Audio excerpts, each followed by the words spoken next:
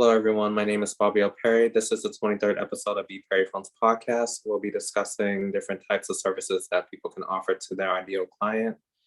These services can include product-based businesses, service-based businesses, and even digital products. Today's guest, we have Imani Jones. She is a beauty technician and CEO of the company So Pressed by Phancie, where her mission is to help women feel their inner beauty and personality through cosmetology products such as nails, lip gloss, eyelashes, and more.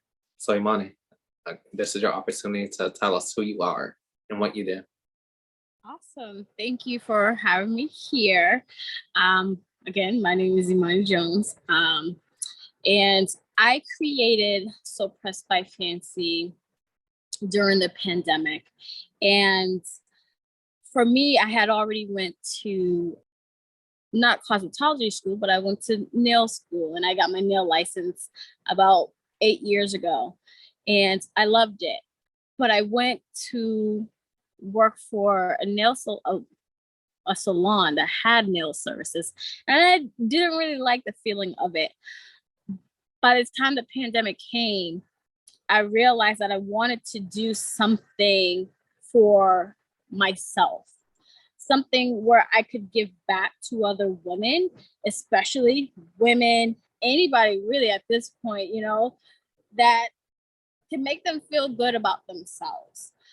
So I came up with, having these press-on nails that are fun and funky. I also have simple ones, but I really cater to, custom nails, the exaggerated eyelashes, and I make my own lip glosses for these things because that's who I am. I love to see the fabulous side of people all the time. And I wanted to really embrace that. I want other people to embrace that within themselves. So that was my biggest thing. And I found my passion doing that. I love it. And believe it or not, nails show a lot about people's personalities, how they're feeling at the moment, and being able to take them on and off makes it simple, because I know some people are stuck with nails with the same design, trying to match every outfit with it. It seems very complex. Yes. And that was the great thing about having press-on nails is you can take them off, you can put them back on, you can reuse them. And that was the whole thing, is to teach people that you don't just have to throw them away. You can reuse these ones. I found a way to make sure that the product itself would last long term so that people can keep reusing them. I agree. So now we're going to go into what is a niche. I know I talked about it during my last webinar about what a niche is, but what does it mean to you? Niche. For me, it means something that you're passionate about, something that it gives that spark in you. It's something that and you have the confidence to really do. For me, my niche is nails and cosmetic things, products to be more precise. And it took me a long time to figure that out. It took me a long time to figure out, well, what describes me. And I feel like that's what your niche is. It has to kind of describe who you are and what you are. Yeah. And like I had explained to people, that first you have to know who you are as an individual, figure out what your strengths and weaknesses, and what are some of your opportunities and threats. And then also looking at it through SMART goals: specific, measurable, attainable, relevant, and time-bound, and seeing how you can embody all these different factors and all these different traits and features about you that can give people the experience of who you are in a bubble and a particular area, whether it's finance, real estate, technology. There's different sectors in each development that you can go into. Yep, I agree. And it's always a lasting journey. And if you're not learning and not improving, you're not growing. Right.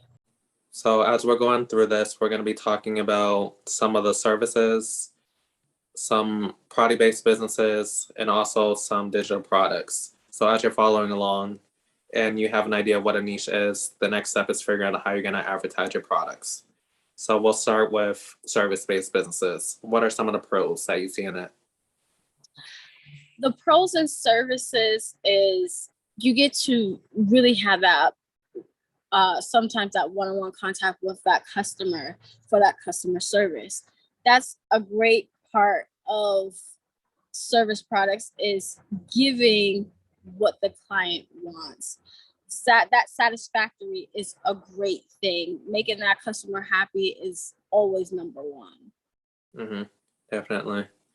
I would also say that it's a low upfront starting fee.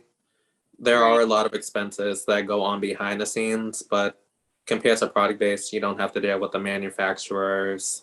You don't have to, hire a whole team initially to get things done. Right. But you're kind of in control of how long you're going to work, how long is the product going to take, how long you're going to be working with this client. It's all in factor of you and that client. Like you Right. said, one-on-one experience. Right. What other pros do you see in service based? I see that sometimes it may be a little bit easier to advertise with service-based services, only because the best advertising sometimes is word of mouth. And if somebody feels completely satisfied, they're going to tell other people about it. They're going to spread the word. And that's some of the best, advertisement you can get is, real people's testimonies about your services. I like how you said word of mouth, because people look at things and they're like, we want social media, we want everyone to like it, we want people to share it and stuff. But if people don't really know you, those likes and those shares don't really matter. Right. And you're knocking on people's doors like a salesperson. People are like, we're gonna close the door on them, but you don't understand that their whole business is making a sale, and they're not getting that commission unless if you buy that sale. But actually just hear them out and see what they have to offer. Maybe they might be able to change your perspective or provide more resources that you didn't have. Like we'll say at Walmart, people advertise Xfinity. Some people have a great experience with them, some people don't. So it's going to be a mixed review where people are either going to be angry at you or they're going to love you. And some people don't know what special deals that they can join part of, since they're like a new customer or a reoccurring customer.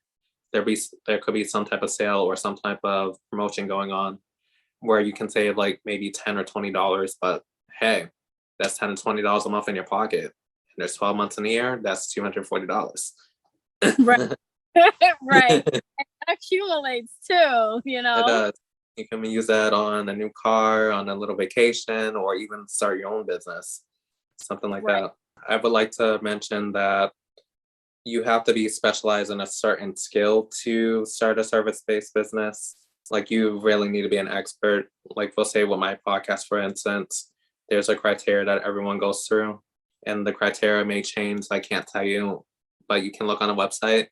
But I do require people to be at least in a small business or corporation for a certain amount of time, a couple months to maybe a year at least, where they have push through the algorithm, test some products and see what worked and what didn't work. So when we have this conversation, it's not me just speaking, but them speaking through their experience as well.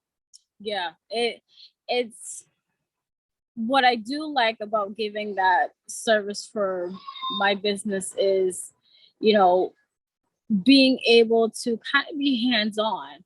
I'm a person that likes to be hands-on, and I'm able to actually engage with, customers and even just people who are passing by through my page. While you're flipping through, sometimes you get a reaction from other people, and that reaction is what, it keeps me going. That's true. I like that. Now let's go into some cons. Because there's always cons about starting anything. Service-based cons. Where do I begin? No, sir. My thing about providing a service is because you're catering again to that customer and giving them that one-on-one, you can't always please everyone.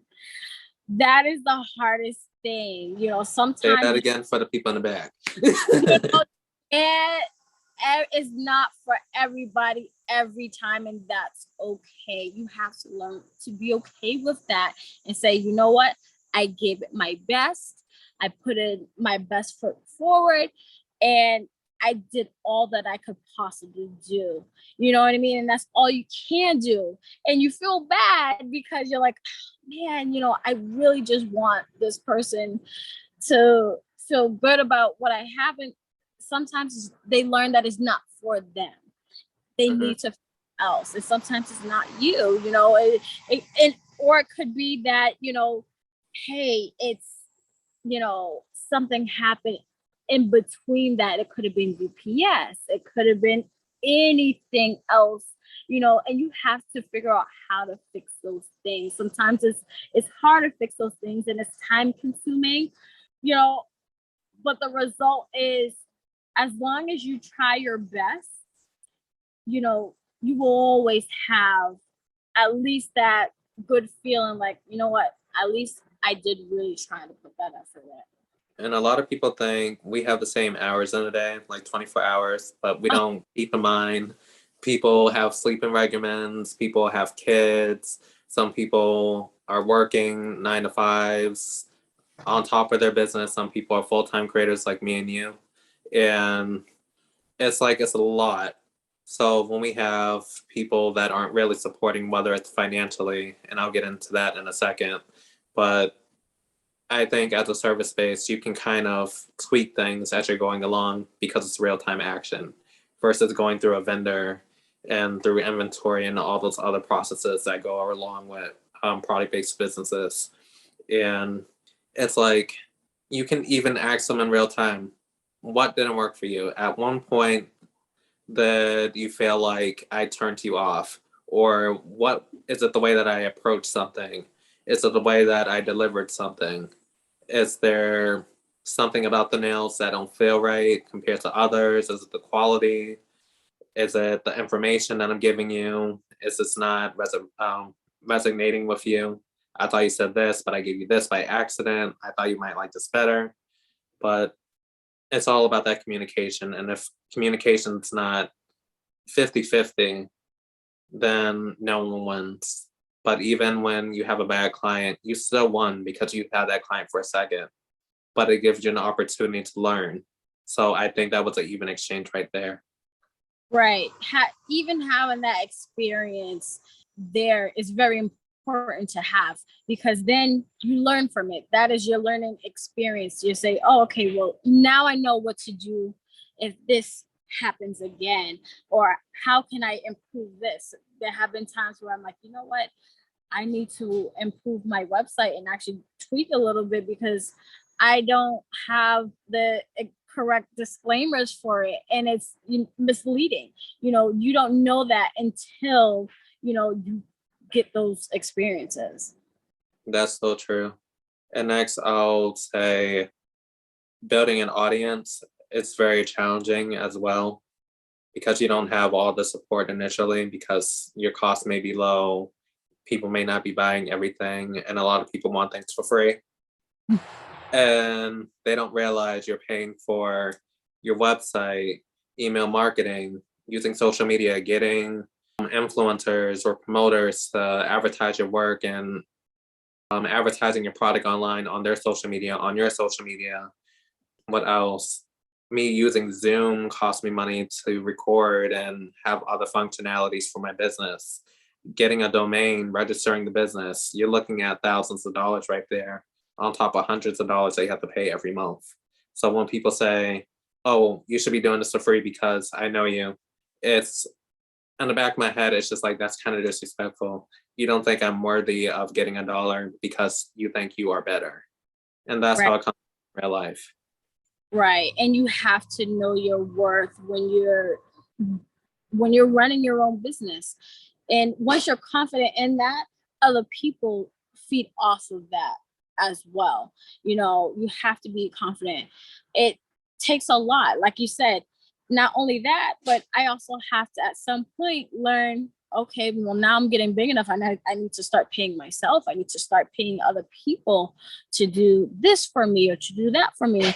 You know, I had to figure out like, oh, you know what? Actually, I do need a service for, you know, UPS and the post office, and I have to pay extra for that because, you know, I want to be able to overnight things and give that option to my customers and, you know, give that satisfactory. There's a lot of things that go behind the scenes that a lot of people don't know, and it takes a lot of money. You have to calculate what your worth is for that. You know, you have to say, you know what, if I'm buying this quantity and quality of things, how do I distribute that and make it into a profit?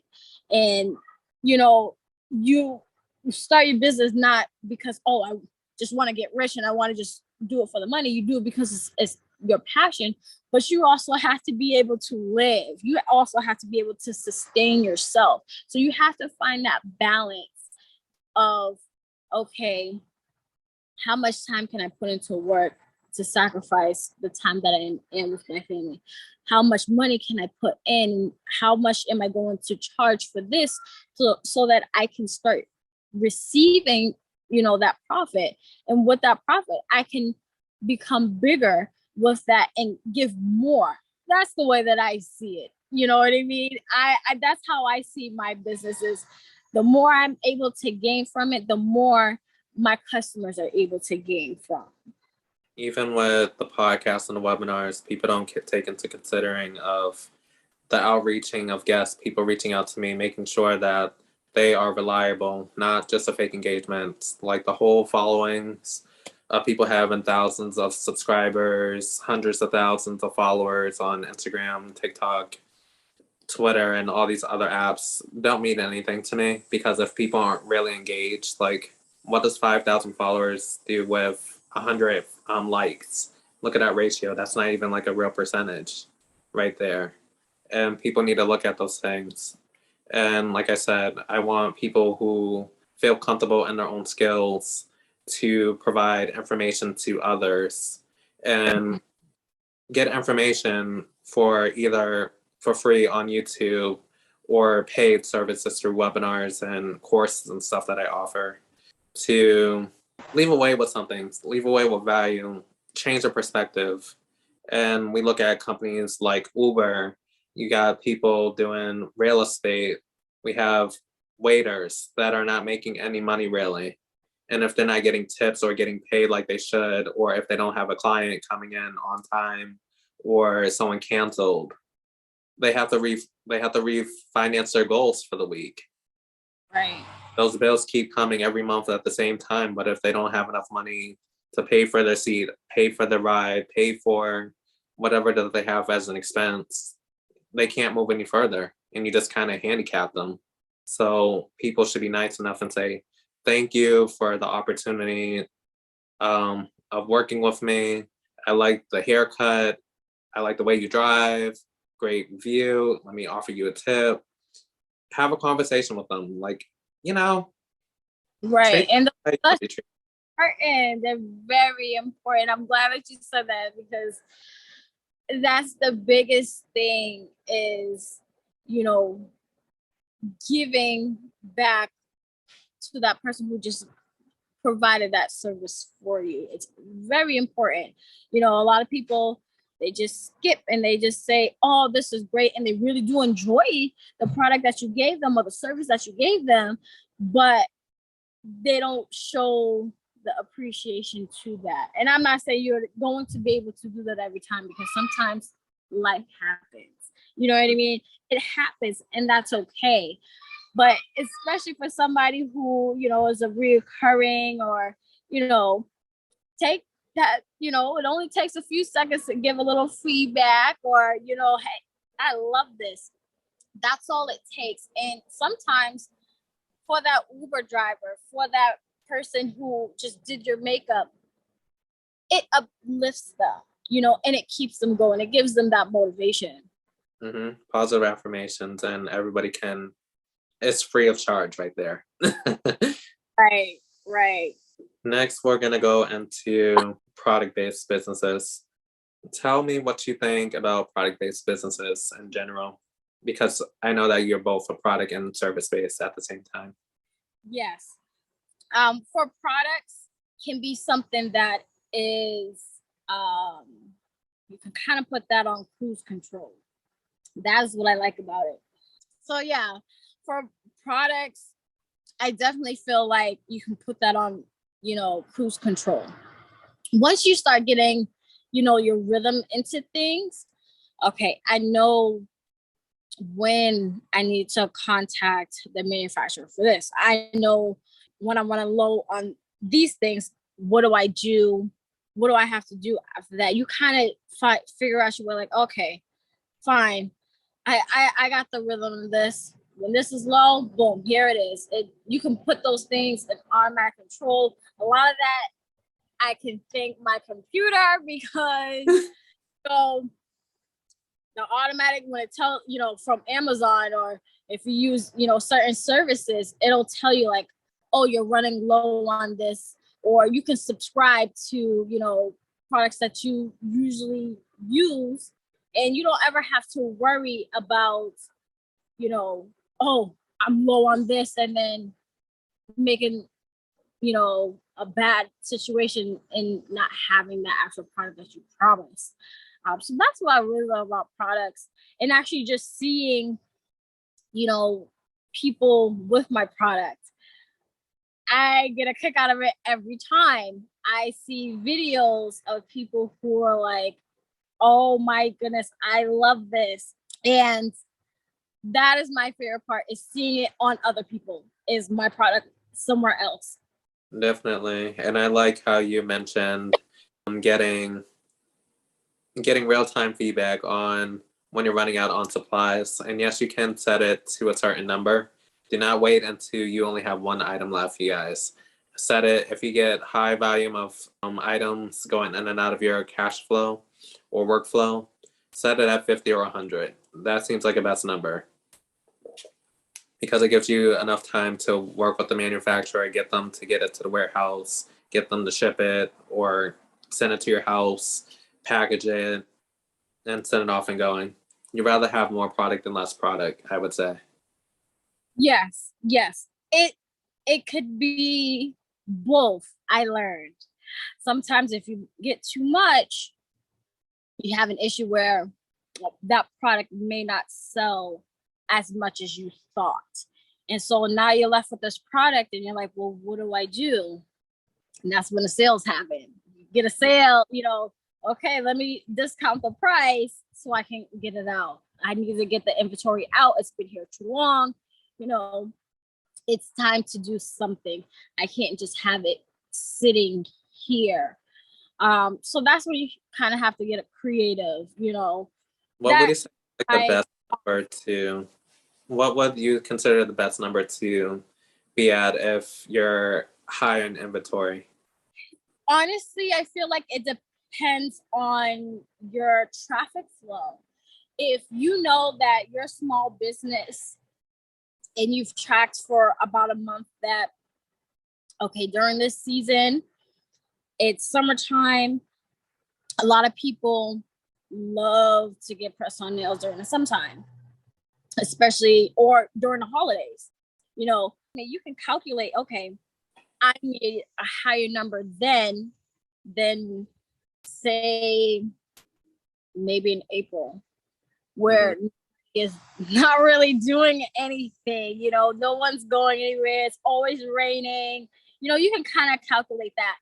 You have to, I feel like the first year of your business is the most important, where you can really track, okay, when's the best time to get my inventory? When's the time I need the highest? And when's the time I need the lowest at it? And I can, be fine with that. And everyone's in their head thinking, when I'm writing my business plan, how do I create a 3-year plan without my product even launching? And like you said, you need to do data entry. This is where you become an accountant of your own self. And say, I'm going to push out this, I'm going to do some market research, I'm going to test the water, see what other people are doing, what are my competitors doing, what is my support system doing if they're in a similar niche, whether it's glam face, nails, or anything in that sector. And networking, I would say, which is another pro of product-based businesses because you have access to other people in your field. And it's easier to go over to a person than as a service base where you do everything virtually and some people won't even reply. Yes. For me, for a product, I feel like there are a lot of people who don't know me and like don't know the face to it. And that's perfectly okay for me. And then there are people who know me personally and like, oh yeah, I know who that person is. So you kind of have to feel like, are you that person who wants their face on everything, or you just want the name that's on everything? You know, I feel like you can pick and choose, when it's a product service for that. I think a lot of people go for product based, especially with drop shipping as an example. Yeah. People don't like the people interaction, but I think the main con from what I'm doing research on after watching like 50 videos, I'm like, I still don't get what drop shipping is. But someone finally explained it after the 50th video. They do not hold the products, but they just advertise the products for other vendors. So instead of them being able to go and dissect whether this product is good or not, it's a lot of weight on their shoulder. They're just going to push out the product, do all the marketing, social media, and all types of things to make sure that it gets shipped to you the best that they can. After that, it's all on you. But like I said, they don't want their face being shown because they may not have the people skills or the resources or the confidence to sell their own products. So they want to kind of like test the water with someone else and see if it works for them. And then maybe they might go into a similar niche or even change their niche completely. Right. And I've heard a lot of people, doing that. For me, I was like, I know exactly what I want to do. And going back to what is the niche is like, when you know you want to do something, you have that, you go forward with that. I think that's a good place for a lot of people to find maybe what their niche is or what isn't. Sometimes you think that know, okay, well, I think I know that I want to do this. And then you find out the hard way that you don't, you have to be able to learn, what fits you best for that. And it's okay to change at any time. You could be 10 years down the road and all of a sudden you are like, I'm in a great mood, but I feel like this business belongs to someone else. Or I think I want to shut this down completely and I want to try other things. No one's excluding that. It's not saying that's not your niche anymore, but it's more of like you have made it to that milestone where you feel like I am satisfied and content with where I am. Let me try something else or take a break or test something else to see if it will have the same effect that the previous product has done. Right. What are some of the cons to you? Well, I kind of touched base on it,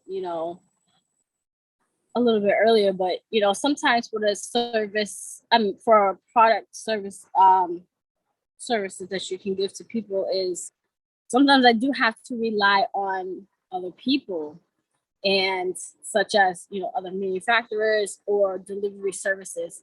We all know that delivering packages can be pretty risky. You have anything that can happen. The package could get damaged, and along with the product inside of it, you have people who do steal it or could have gotten lost in the middle of that, and you have to be able to still give that customer the satisfaction of, what, I'm going to do right by you. We see, that it's lost, or you kind of have to go out of your way to make sure that those things are made right, and you make amends with that person, because you don't want to leave that person in the dark and then they're like, well, I'll never buy from here again because look what happened. And I got no communication. Nobody even tried to reach out to me after I responded. You have to be able to be on top of those things. I would like to know that there's a lot of legal things that go on behind the scenes, like trademarks, copyrights, infringements, and stuff like that. I'll throw that out for anyone that's on Amazon doing independent drop shipping, whether you're doing a book or some type of physical product or even a trademark. We'll even say that like when you came up with your business name, the Phancie part, you didn't spell it the normal way. You made it fancy, and it's more of like finding your own individual style, whether it's you showcasing your leg for a sock or for a modeling gig or something, or your nails. I don't know, for some type of product. It's like you have to have your own individual pizzazz. And I know everything can be hard when a lot of people are doing the same thing. A lot of people have books, a lot of people have nails, a lot of people have um, desks, chairs, standing desks. You know, are you going to add an extra leg? Is it going to move up and down? Can it move side to side? What's going to make it different? Right. It's what your product could be different or how your service could be different in that, there are a lot of people who, you can buy a lamp anywhere. But what's the difference between getting a lamp from Walmart versus getting a lamp from IKEA? It is that person's preference. And you cater to, those ones who are there, who you want to reach out to. And that's, another thing to think about when you're with your business is who are you catering to? Who are you going to provide this service or this product for? That's a very, very important question to ask yourself before, even deciding this is what you want to do. And I can even leave everybody with this note. It's better to have a bad product than bad service. People can forgive a bad product. Maybe it's a bad batch. Maybe I should write to the person. Hopefully the person replies in a couple of days and you tell them what your complaints are. They remodel it, send it out to you for free maybe. It's okay to lose a couple of dollars as the manufacturer. It's fine. It's fine for the company. It's okay. But when you have good customer service, it keeps that person coming back. Like, oh, this person listened to me. They knew who I was. They saw the pictures. They're going to send me a new batch.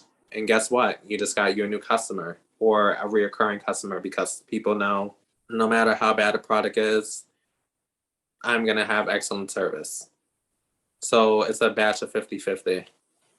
Right. Redeeming yourself and how you're able to come back from that fail is very important because you need to be able to gain that person's trust again. And as long as you do that, a lot of times, majority of the times, that person is usually going to come back. You know what I mean? As long as you're able to get that person back on track and they see that you have done that, normally, you get a person that's like, you know what? It's okay. I'm satisfied because you kept the communication with me and they understand. You're able to give that understanding for that person. So it's very important. Definitely. Next, we're going to go into digital products. For a lot of people that don't know, digital products is a mixture of a service and a product put together, but virtual. So what's your thoughts on it? Some of the pros that you think of a digital product? I feel like it could be more cost efficient to do those things because you're not buying much of anything like products or that you need for services or products to make your product, because sometimes you have to buy those things. Digitally, you'll probably have to use more time though, and it may be more time consuming because you're sitting there digitally, whether it's NFTs or, you know, any of those services, you could be helping to design websites. Those may be a lot easier.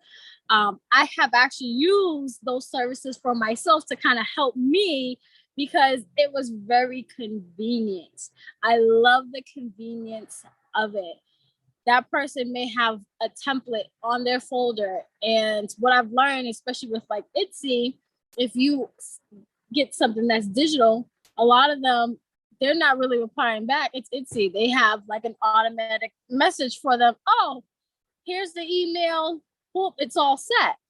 You can kind of like set it in for, and you know, I think that's awesome. Yeah, I definitely think, like for me, for instance, I do have a digital product, one of my webinars, Black Men in Business, where I talk about the Black experience and navigating through life as a Black man. And what I think about what's neat about the digital product is that it's evergreen. It doesn't go away. People have access to it for a lifetime. Well, as long as I have it on the website, anyways. But it gives an opportunity for people to come back and experience things repeatedly, and it gives you passive income on the side. Think of it like courses that you do online, whether you're doing it with an institution or YouTube, for example, where it's access to free databases on certain topics on how to grow on social media, how to cook, how to do a plie or something. All that stuff is available for you at line for free of charge or for a small fee. Either it's recurring or one-time payment. And that's what I like about digital products. Yeah, I think that is really great, and that's a good point. I didn't, you know, think of as it's reoccurring. Yeah, definitely. And you have access to more of an audience because when you never know when people are going to view your website. When you put your links on either your TikTok, I'm not sure if they do it on there, but I know on Instagram you can have a link to your link tree or whatever platform that has all the instant messaging tabs. You don't know when people are going to look through them and see, like, oh, I like that this person has this type of service. Oh, I like this product. Let me go reach out to them somehow. And then they stumble along something that you have created. They spent maybe a few days, a few months creating. And people are like, wow, this person put a lot of time and effort into this to educate me and provide me with value. Right. Right. What are some of the cons, do you think? I'm not too familiar because I'm still learning about that. I feel like it may be sometimes that you still get that challenge like you would with all three, service and product, is, you know, getting that marketing out there, especially, you know, going through social media. I feel like that's the hardest for everyone to do, is learning that algorithm on Instagram, learning it on Facebook, learning it on TikTok. You know, you really have to pay attention on what works, what doesn't work, you know what I mean? And you kind of have to play with it. It takes a while, you know, and even when you think you got it, you still have to keep going, you know. I think that may be, you know, something that's still hard to do. And I think it's hard for all of them, all across the board. Definitely. And I think what you touch base on is marketing. Not a lot of people know who you are. Not everyone knows that you have a website. No one knows that you have a social media page. But how are you going to market? I got some ideas. Go on a podcast, create a social media account, word of mouth, have other people share your content, offer freebies to get them to start buying into what your experience is. And then, like I said, take the time and effort and build what is the BPerryFilms experience, you know? What is the So Press Phancie experience, and put that into a bubble. You could have a course on teaching people how to prep nails or even how to create a product, searching for a product. What does it look like in a manufacturing phase? What does it look like selling it? Like, these are questions that people have, but some people don't want to pay, but sometimes you're going to get more information if you pay. Like I said, I had to go through 50 videos and a lot of articles on Google just to find out what it is because no one had a flat answer. Right. It's trying to catch the eye of the consumer. Right. Everyone thinks you're going to get money like this, but most businesses take 3 years. Like you're still a startup at 3 years. Some businesses fail within the first year, second year, or less than a year. You just don't know. COVID might hit, another pandemic. We have monkeypox coming. We don't know what the next animal that they're going to name it after, but Right. but this is real stuff. Right. It's real life. And, you know, we didn't think that we'd live through a pandemic.